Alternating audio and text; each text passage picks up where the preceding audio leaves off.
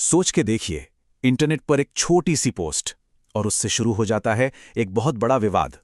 आज हम एक ऐसे ही यूएफओ केस की गहराई में जाएंगे जहां यकीन और शक के बीच फर्क करना बहुत मुश्किल हो जाता है। तो सारी कहानी शुरू हुई एक रेडिट पोस्ट से। जरा सोचिए, एक न्यूरोसर्जन, हाँ एक सर्जन, दावा कर रहा है कि उसने एक एलियन से सिर्फ फिजिकल कांटेक्ट ही नहीं किया, बल्कि टेलीपैथिक यानी मन से मन की बात भी की। बस इतना कहना था कि इंटरनेट पर तो जैसे आग ही लग गई। और बस इसी एक लाइन ने इंटरनेट की सबसे बड़ी यूएफओ कम्युनिटीज में से एक में पूरी तरह से हलचल मचा दी। देखिए, आज हम इस बात पे फोकस नहीं करेंगे कि ये घटना सच है या झूठ, बल्कि हमारा फोकस होगा इस पर हो रही ऑनलाइन बहस पर कि लोग इसके बारे में कैसे बात कर रहे हैं। तो इस पूरी कहानी के सेंटर में आखिर है कौन? एक तरफ है मशहूर documentary film maker James Fox और दूसरी तरफ एक मिस्टीरियस न्यूरोसर्जन जिसका दावा सच कहूं तो किसी साइंस फिक्शन फिल्म की स्क्रिप्ट जैसा लगता है। लेकिन इस पूरी बहस को ठीक से समझने के लिए पहले उस घटना को जानना जरूरी है जो इस सब की जड़ है। हम बात कर रहे हैं वर्जीनिया केस की, जिसे लोग ब्राजील का रॉसवेल भी कहते हैं। तो थोड़ा पीछे चलते हैं। साल था 1996। जगह ब्राजील का एक छोटा सा शहर वर्जीनिया। कहा जाता है कि वहां अचानक आसमान से एक अनजान क्राफ्ट क्रैश हुआ।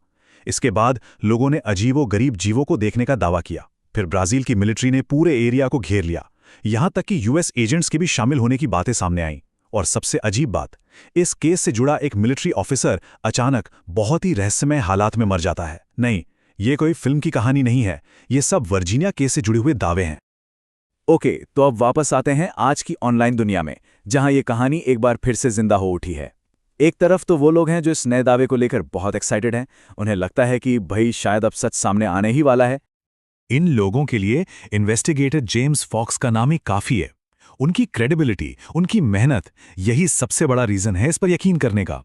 जैसे एक यूजर ने लिखा, जेम्स यूफोलॉजी में उन गिने चुने जेन्युइन लोगों में से हैं। वो खुद जाकर जमीनी लेवल पर काम कर रहे हैं, इन लोगों को ढूंढ रहे हैं। रिस्पेक्ट है भाई। इनका दूसरा बड़ा पॉइंट है गवाहों की संख्या। इतने सारे विटनेस। एक कमेंट में तो साफ साफ लिखा है, ये शायद हिस्ट्री का सबसे ज्यादा डॉक्यूमेंटेड केस है।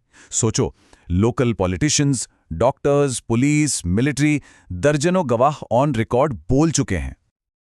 लेकिन जहां उम्मीद होती है वहां शक भी होता है ना? तो अब बात करते हैं दूसरी साइड की। वो लोग जो हर नए दावे को शक की नजर से देखते हैं।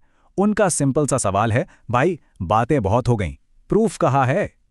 एक यूजर का ये सीधा सा कमेंट इन स्केप्टिक्स की पूरी फीलिंग को अकेले ही बयान कर देता है। वो कहते हैं, और लोग बिना किसी प्रूफ के बस बातें कर रहे हैं, टाइम वेस्ट है। साफ है, इनके लिए लोगों की कहानियां काफी नहीं है, इन्हें चाहिए ठोस डेटा। तो साफ दिख रहा है कि ये पूरी कम्युनिटी दो हिस्सों में बटी हुई है। एक तरफ है उम्मीद वाले, जो इन्वेस्टिगेटर की डेडिकेशन और इतने सारे विटनेस पर भरोसा करते हैं, और दूसरी तरफ शक करने वाले, जिनके लिए ये सब बिना प्रूफ के सिर्फ सुनी सुनाई बातें, मतलब हियर से हैं। और ये अगला कमेंट तो सीधे सीधे बिलीवर्स के दावों को चैलेंज करता है।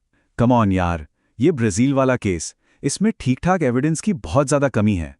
इससे पता चलता है कि इस मामले पर ओपिनियंस कितने ज्यादा डिवाइडेड हैं।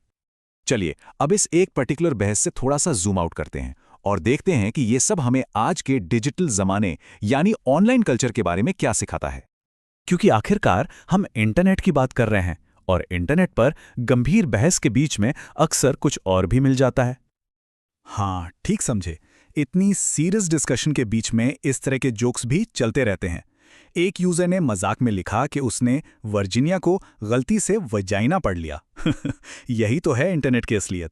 यहाँ हर चीज अनफिल्टर्ड और रियल होती है। तो इस सब का टेकअवे क्या है? मतलब हमें इससे क्या समझना चाहिए? ये ऑनलाइन फोरम्स जो हैं वो एक तरह से डिजिटल चौपाल जैसी हैं। ऐसी जगह जहां आज के ज़माने के नए किस्से, कहानियां, नए मिथ्स बनाए जाते हैं, शेयर किए जाते हैं और उन पर बहस होती है। रियल टाइम में पूरी दुनिया से लोग जुड़ते हैं। यहाँ पर असल में बहस ही एक इवेंट बन जाती है। और आखिर में ये पूरी कहानी हमें एक बहुत बड़े सवाल के साथ छोड़ जाती है। जब यकीन का आधार सिर्फ लोगों की बातें हों, टेस्टिमनी हो, और शक का आधार हो डेटा, तो क्या ये दोनों साइड कभी एक पॉइंट पर एग्री कर सकती हैं? ये सवाल सिर्फ यूएफओस तक सीमित नहीं है।